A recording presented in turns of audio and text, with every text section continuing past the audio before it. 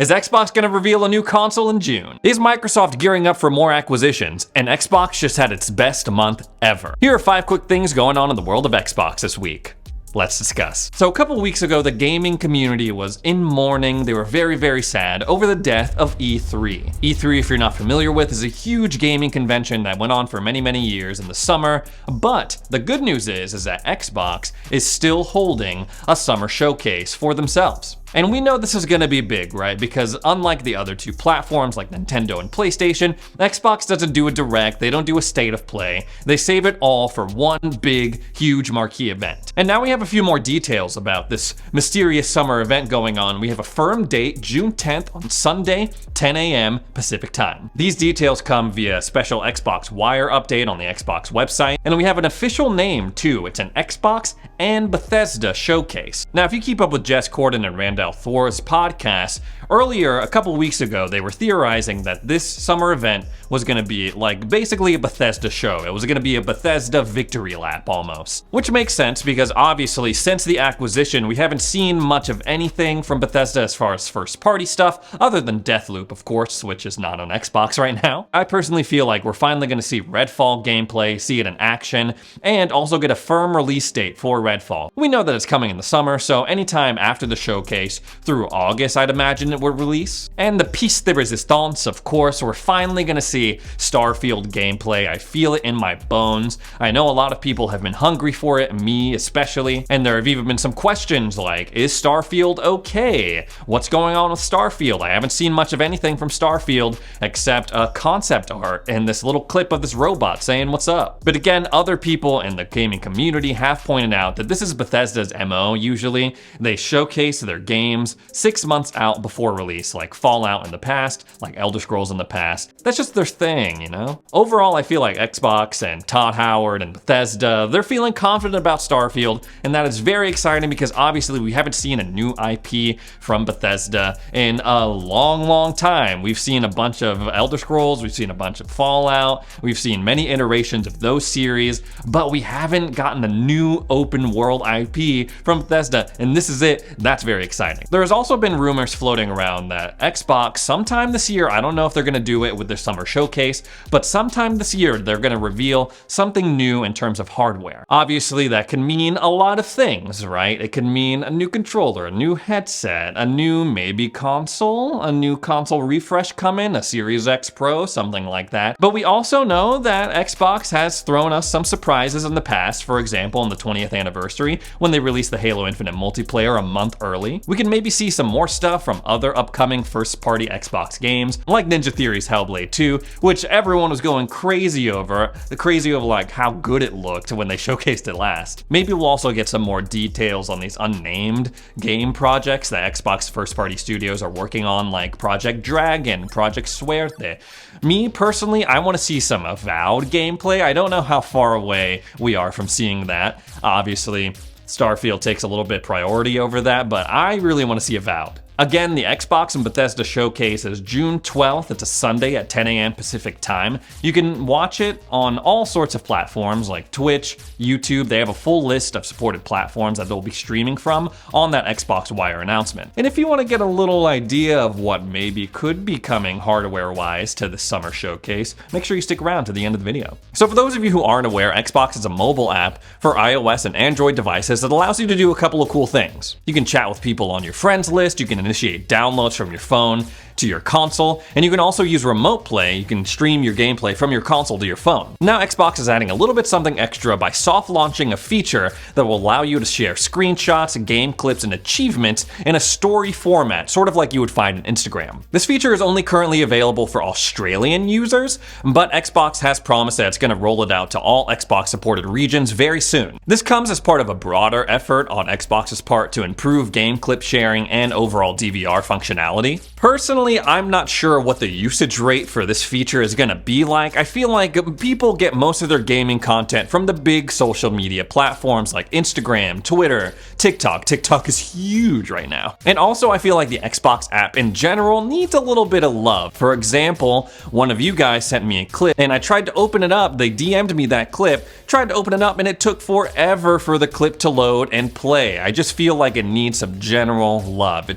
got some cool features, but they don't always work and sometimes it's slow. I see what they're trying to do. Microsoft trying to make it easier to share game clips is highly beneficial to them. It's basically free marketing, but we'll see if they can execute it well. We've seen in these past couple months that Xbox seems to be making up a lot of ground when it comes to console sales. For example, we saw that back in February, Xbox Series X and S consoles outsold the PS5 in certain markets. Now NPD data shows that Xbox absolutely killed it in the month of March. According to the stats released by NPD video game analyst Matt Piscatella, industry hardware sales were down 515 million in March, down 24% from 2021, and 1.2 billion down in Q1, down 15% from 2021. Despite that, this is the best March result for Xbox hardware sales in a long time, with the most total units sold since March 2011. So yes, these are oddly specific sales stats, but still very encouraging. When I look on Twitter, according to people on Twitter, no one wants an Xbox, Xbox has no games, Xbox is trash, Xbox is dead, and according to the numbers, that is not true. Now we also have to keep in mind that Sony is having a really hard time producing enough PlayStation 5 units to keep up with demand of the console. And we also have to remember that Switch is still doing its thing, it's still over on the top in terms of the unit sales, of course, respect to them. But again, this is a very positive sign for Microsoft. Remember, this is coming in a time where Xbox doesn't really have a system-selling game. I also feel like we have to give credit to Microsoft and their efforts to pump out as many consoles as they can to keep up with demand. The existence of the Series S has been a genius idea on their part, and we also know that Microsoft has halted production on Xbox One consoles in order to produce more Series consoles, where over at PlayStation, they were just like, you know what, let's make more PlayStation 4s. And while some may think this is a controversial move, we know that Microsoft made a pretty hefty high bid in order to get first access, priority access to GPUs so they can make more consoles. 343 Industries has finally released a roadmap for Halo Infinite's multiplayer Season 2, Lone Wolves. There are some cool things being added, some things I'm excited for, but I feel like it wasn't the knockout punch that people were expecting, and the length of the season is slightly concerning. Let's start with the good news. At some point during the season, we are getting these things. We're getting new maps, one called Catalyst, which is an arena 4v4 map, and one called Breaker, which is a big team battle map. We're also getting new, but also sort of old game modes.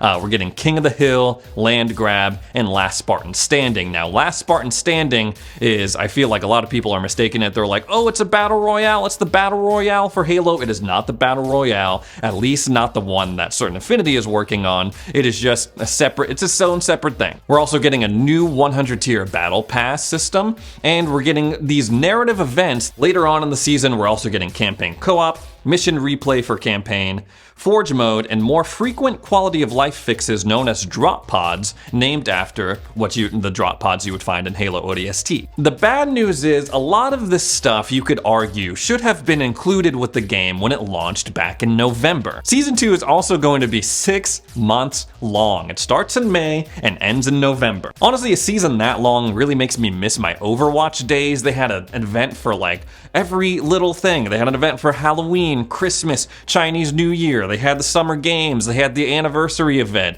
They had a new hero like once roughly every 4 months. Also, 2 new maps, that seems a little light for me. And obviously it's always nice to get new stuff, but I'm not convinced that this amount of content that we're seeing in the roadmap can fill a whole 6 months. I also think that it would be in 343's best interest to release Forge mode sooner rather than later. That way you can give the tools to the players to make their own maps, make their own game modes, get the community aspect of it. But we're not going to see Forge mode until at least September when they have the open beta for it. In the roadmap that they posted to HaloWaypoint.com, they said that they have a priority 0 on team health, which gives credence to earlier rumors I was hearing about that content was kind of slow right now because there's no crunch going on at 343 Industries. You know, I can't really be mad at them for that. I don't want them to work these devs into the ground like we've been seeing on these other big AAA games that have been coming out over the past couple of years, but hopefully they find a good balance of releasing content in a timely manner while also treating their employees nicely. These past couple of years, Microsoft has made some crazy headlines when it comes to their acquisitions, specifically their acquisition of ZeniMax Media, and their plans to acquire Activision Blizzard. And a job listing that Microsoft just posted recently on LinkedIn.com suggests that they're gearing up for even more acquisition. The job ad is for a manager of gaming strategy and development, and it explicitly mentions their merger and acquisition ventures multiple times. Under the job responsibilities, they put developing and evaluating the business case for content and technology acquisitions. A few months ago, Phil Spencer made headlines when he said, "We're definitely not done with acquisitions," in an interview.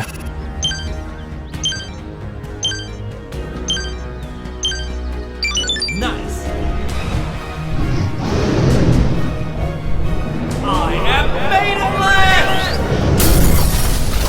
Make sure you go on down to the merch shelf in the description or go to stayxboxready.com for your very own Maidenless t-shirt. If you use the code STAYREADY, you get 10% off your purchase. It's also been a pretty spicy time for acquisitions overall, even this year with the whole Microsoft Activision Blizzard thing. It's also rumored that Sony is going to come out with some big acquisition news later this year, but we're not entirely sure what that is yet. Because at the end of the day, video games are the fastest growing industry entertainment-wise. And we know that back in 2020, the video game industry made more money than movies and music combined. This is a huge pot of gold that people want to get in on, and they want to remain competitive, and companies will do anything to do that, including acquiring studios. So for people who are not aware, all my people out there who are not like tech savvy, when it comes to like the actual physical hardware that goes into a gaming rig, an Xbox, a PC, a PS5, the complete memory in your Series X right now is 16 gigabytes, one 10 gigabyte and one 6 gigabyte section. These are a mix of high-speed and low-speed GDDR6. And for those of you who need more clarification,